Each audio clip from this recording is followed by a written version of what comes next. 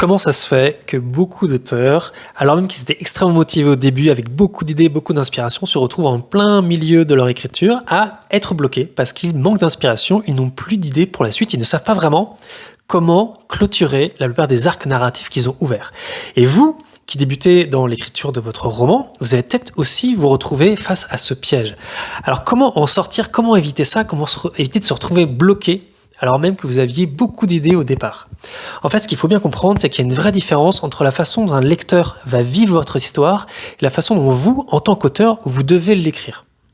Le lecteur, il va vivre l'histoire de façon linéaire, du début à la fin. Il va le vivre presque de la même manière que les personnages qui peuplent votre récit. C'est-à-dire qu'il va découvrir l'univers, il va découvrir les personnages principaux, il va vivre un petit peu le début de l'histoire avec eux, il va découvrir les différentes péripéties, le problème central de l'histoire, il va arriver jusqu'au moment le plus impactant du récit, le dénouement, et puis il va voir comment les choses se résolvent. Mais vous, en fait, en tant qu'auteur, si vous avez juste le début de votre histoire et que vous vous lancez tout de suite dans l'écriture, alors que vous n'avez pas encore la fin, et bien en fait, vous n'allez pas forcément la trouver petit à petit. Alors, il y a des auteurs, évidemment, avec lesquels ça marche. C'est-à-dire que ça dépend aussi du genre de roman que vous voulez écrire. Il y a des auteurs qui se lancent tout de suite, qui commencent à écrire, qui n'ont aucune idée de comment l'histoire va se terminer, et en cours d'écriture, ils finissent par trouver leurs idées sur comment clôturer leurs histoires. Ces auteurs-là, je les appelle des jardiniers, c'est parce que ils se lancent dedans, c'est comme s'ils plantaient un petit peu, ils allaient semer des choses, et puis en fait, ils laissent leur histoire pousser au gré de leur inspiration. Ça marche pour certains types d'histoires, notamment les romances, ou des genres dans lesquels vous avez une très bonne connaissance de ce genre-là, et donc vous pouvez vous laisser guider un peu par votre inspiration parce que intuitivement, vous savez un peu quelles sont les étapes dans lesquelles vous devez passer. Mais cette méthode, elle a un piège, c'est que après vous devez faire face à beaucoup de restructuration, de réécriture à la fin, parce que votre histoire, en fait, elle n'est pas forcément structurée.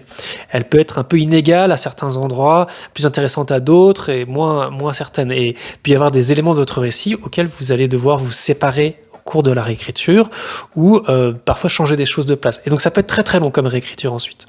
Mais il y a une autre façon d'aborder l'écriture que moi je trouve plus intéressante, c'est de vous dire tant pis, dès le début, je décide d'écrire une histoire qui a un début, un milieu et une fin, et cette histoire, je peux la résumer de manière très très courte. Je peux dire, voilà, je veux écrire une histoire de pirate qui arrive dans une île déserte, qui va vouloir cacher un trésor, mais qui va tomber sur des monstres, et à la fin, le capitaine du bateau pirate, il meurt, mais la prisonnière du bateau, elle a réussi à survivre, et elle déjoue l'histoire des monstres. Vous voyez, j'ai mon début, j'ai mon milieu, j'ai ma fin, et ça, ensuite, ça me permet d'agrandir l'histoire, de lui donner peut-être d'autres détails, et en fait, je vais faire grandir mon histoire de façon organique. Donc, cette façon d'écrire une histoire de façon organique, c'est ce que moi j'appelle la méthode du synopsis. Vous allez d'abord écrire votre histoire à partir d'une phrase, puis un paragraphe, puis vous agrandissez, vous rajoutez des éléments. Mais l'avantage, c'est que vous avez déjà votre début, vous avez votre milieu et surtout vous avez votre fin.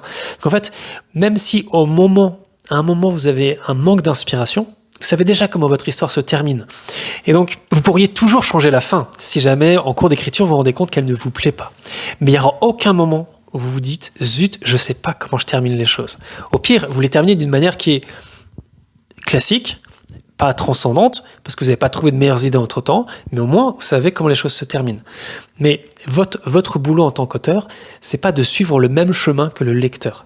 C'est de voir de manière très très lointaine au début de votre histoire, la forme générale de votre histoire, déjà pour voir si cette forme d'histoire elle vous plaît, si vous aimez bien ce type de conclusion, parce que si vous passez 10 heures, 100 heures, une année entière à écrire une histoire dont finalement vous n'êtes pas satisfait de la fin, c'est comme si vous avez perdu tout votre temps, parce que la fin d'une histoire, c'est ce qui donne vraiment tout son sel à votre récit. Alors, commencez d'abord par créer des histoires qui ont un début, un milieu et une fin, mais qui sont petites, puis vous les faites grandir petit à petit, vous leur donnez la forme d'un synopsis que vous faites grandir au fur et à mesure que vous rajoutez de nouveaux éléments, et en fait, vous allez être beaucoup plus serein dans l'écriture de votre roman. Vous allez quand même prendre du plaisir parce qu'il y aura toujours de nouveaux éléments à ajouter, toujours de nouveaux petits détails. Et puis au moment de l'écriture, vous allez écrire en ayant déjà un peu une carte de là où vous voulez aller. Ça vous gâchera pas le plaisir de l'écriture parce qu'en fait, vous aurez toujours le besoin d'imaginer la scène, d'imaginer les personnages, comment ils vivent, comment ils réagissent, quels sont les dialogues qu'ils vont écrire, qu'est-ce qu'ils vont dire. Et ce plaisir-là, vous l'aurez parce que vous ne serez pas gâché par l'angoisse de ne pas savoir comment les choses se terminent. Donc, ça, c'est ma méthode du synopsis. Si vous voulez en apprendre plus sur cette méthode, sur cette façon d'écrire les romans, eh bien, je vous invite à cliquer sur le lien en bas de la description de cette vidéo. C'est mon lien vers les mails privés des écrivains, dans lequel je partage assez régulièrement des conseils sur l'écriture de romans, sur la narration, sur comment on arrive à trouver des idées pour son histoire, comment on arrive à écrire une histoire du début jusqu'à la fin sans être bloqué en plein milieu. Voilà, si ça vous intéresse, je vous conseille de cliquer sur ce lien. Et puis en tout cas, moi je vous dis à bientôt dans une autre vidéo. Salut!